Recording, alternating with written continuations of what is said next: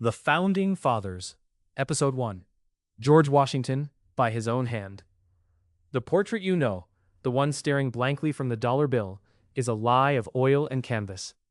It freezes me, in a state of perpetually stern, bloodless majesty, a marble monument disguised as a man. They call me the father of his country, an unyielding pillar who never wept, never faltered, and never told a falsehood. But monuments do not bleed. They do not lie awake at 3 o'clock in the morning in a freezing tent at Valley Forge, listening to the agonizing coughs of dying teenage soldiers, wondering if the entire revolution is merely a grand, treasonous hallucination that will end with a hemp rope tied tightly around their neck. I am George Washington, and before the myths erased the flesh, I was a man of fierce passions, profound regrets, and closely guarded secrets. This is my story, told not by the historians, but by the ghost who lived it. Architecture of an ambitious youth. History insists on starting my life with a ridiculous fable about a cherry tree. Let me lay that fiction to rest. I never chopped down my father's orchard, nor did I offer a pious confession of absolute honesty. I was not a naturally virtuous child. I was an intensely ambitious, fiercely proud young Virginian who had to manually engineer his own character. My father died when I was merely 11 years old. Unlike my older half-brothers, who were sent across the Atlantic to receive a classical English education, I was left behind, on a modest plantation, denied the polish of a gentleman. I was crude, painfully self-conscious of my lack of formal schooling, and possessed a volcanic, terrifying temper that threatened to consume me. To survive the high society circles of Virginia, I had to treat social grace like a military campaign. At age 14, I meticulously copied out 110 rules from a Jesuit text called The Rules of Civility and Decent Behavior in Company and Conversation. I forced myself to learn how to keep my hands still, how to suppress my rage, and how to speak with calculated deliberation. My famous stoic composure was never a natural gift. It was a heavy cage I constructed to keep the beast inside me locked away. Driven by a desperate need for wealth and status, I became a surveyor at 16, plunging into the untamed western wilderness. I slept on the bare ground, endured downpours, and learned the brutal, beautiful geography of the American frontier. It was during these lonely expeditions that I developed a quiet, consuming obsession. Land. I realized that the true future of this continent lay not in the cramped colonial ports of the Atlantic, but in the vast, fertile empires of the West. Before I was a savior of the Republic, I was an arrogant, incompetent young officer who accidentally started a global catastrophic conflict. In 1754, as a 22-year-old lieutenant colonel in the Virginia militia, I was dispatched to the Ohio Valley to assert British claims against the encroaching French. I was desperate for military glory, eager to prove that a provincial colonial could match the brilliance of the regular British army. On a rain-slicked May morning, my unit, alongside our native allies, led by the chief Harrison, ambushed a small detachment of French soldiers hidden in a rocky ravine known as Jumonville Glen. The skirmish was short and chaotic. Musket smoke filled the wet air.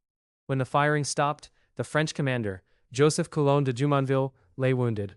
He cried out that he was an ambassador, traveling under a flag of truce to deliver a peaceful diplomatic warning.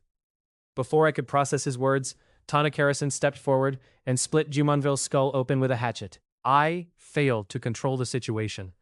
Weeks later, trapped inside a poorly constructed, waterlogged stockade I appropriately named Fort Necessity, I was surrounded by overwhelming French forces. Blunder followed blunder. To secure my men's survival, I signed a formal capitulation document written in rain-smudged French, a language I could not read. Unbeknownst to me, the document contained a clause stating that I had personally assassinated Jumonville under a flag of truce. The British Empire was horrified. France was outraged. That single botched skirmish in the backwoods of Pennsylvania became the spark that ignited the 7 Years' War, a global conflict that stretched from Europe to India, claiming hundreds of thousands of lives. Horace Walpole, the British politician, wrote, "The volley fired by a young Virginian in the backwoods of America set the world on fire." That young Virginian was me. The guilt of that failure haunted me for the rest of my days, teaching me a brutal, unforgiving lesson about the chaotic reality of warfare. Clandestine espionage network, known as the Culper spy ring. I became an invisible spy master. We utilized invisible ink, complex numerical codes, and an array of ordinary citizens, tailors, tavern keepers, and longshoremen, to systematically feed the British High Command misinformation while intercepting their most classified military secrets. Benedict Arnold's treason was unmasked not by a battlefield clash, but by the silent, invisible machinery of my intelligence network. The curse of the ivory smile. There is a personal, lifelong affliction that profoundly shaped my public persona, yet it is rarely spoken of above a whisper. My teeth. Or rather, the agonizing absence of them. The myth states that I wore wooden dentures. This is a complete fabrication. Wood would split and rot instantly in a human mouth. The reality was infinitely more painful and gruesome. By the time I was inaugurated as the first president in 1789, I had only a single, natural tooth remaining in my lower jaw. My dentures were a heavy, horrific apparatus fashioned from carved hippopotamus ivory, brass screws, lead wires, and genuine human teeth. Many of those human teeth were purchased directly from the impoverished slaves who worked my own fields at Mount Vernon. It was a common, brutal practice of the era, a stark reminder of the deeply uncomfortable realities of the world I inhabited. These heavy dentures were a constant source of physical torment. They distorted my face, pushing my lips outward into that tight, unnatural scowl you see in my portraits. The springs inside the apparatus were under constant tension. If I relaxed my jaw even slightly, my mouth would pop wide open. To prevent this public humiliation, I had to keep my jaw firmly clamped shut at all times. This is the real reason I refused to give long public speeches, and why I appeared so distant, aloof, and unapproachable in social gatherings. My legendary dignified silence was quite literally a desperate effort to keep my teeth from flying out of my head. The ultimate choice. When the war was finally won in 1783, the world expected me to do what every victorious general in human history had done before me: seize absolute power. My soldiers, furious with a Congress that refused to pay their back wages, begged me to march on Philadelphia, dissolve the government, and declare myself King George I of America. The temptation was real. The power was within my grasp. But I knew that if I wore a crown, the entire war would have been a bloody farce, a mere exchange of a British tyrant for an American one. On December 23, 1783, I walked into the Maryland State House, stood before the Continental Congress, and did the unthinkable. I resigned my commission and voluntarily surrendered my military power back to the civilian government. When King George III of England heard of this, he was utterly dumbfounded. He remarked to his court, "If he does that, he will be the greatest man in the world." I did it again, after serving 2 terms as president.